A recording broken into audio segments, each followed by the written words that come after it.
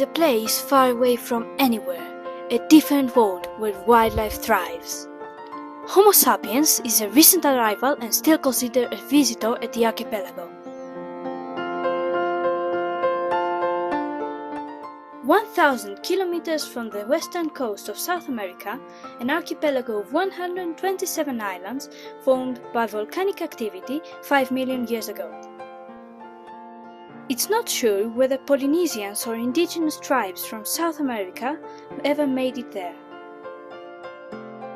The first recorded visitor was the Spanish Bishop of Panama, Tomás de Berlanga, who drifted to the archipelago in March 1535.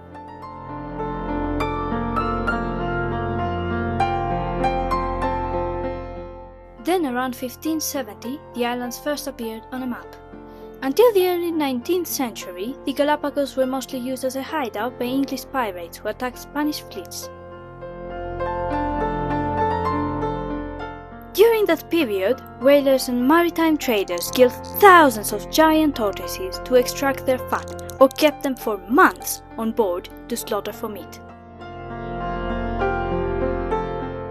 As a result, tortoise populations diminished and some species were even eliminated.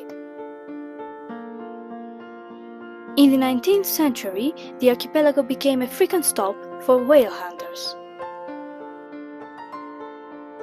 In 1832, 10 years after its independence from Spain, Ecuador officially annexed the islands and started using them as settlements for soldiers and political prisoners.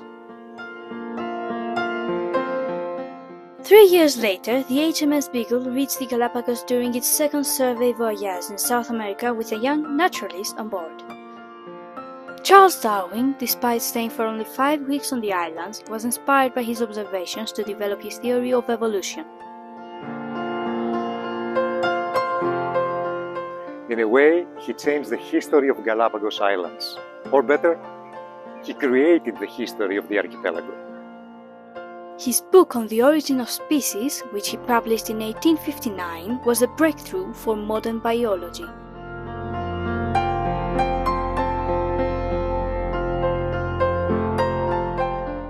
At the end of the 19th century, the first plantations were established in San Cristobal and Floreana Islands, and American scientific expeditions started collecting specimens from them.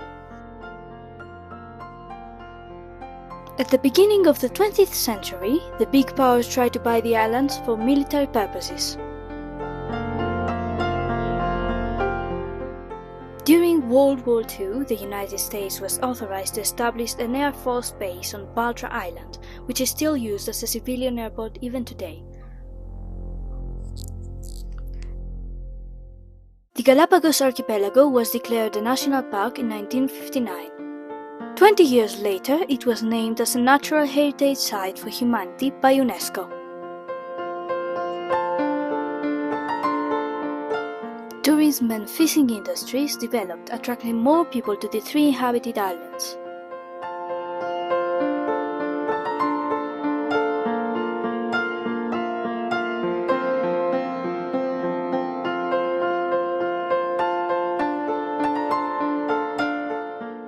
From less than 2,000 residents in 1959, the local population has increased to 35,000 today, despite which only 3% of the land area is inhabited.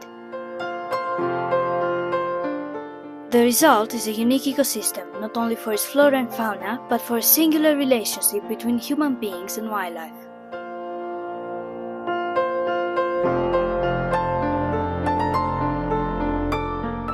If a few weeks at the Galapagos Islands inspired Charles Darwin to change the course of biology, a few days there will make you wonder.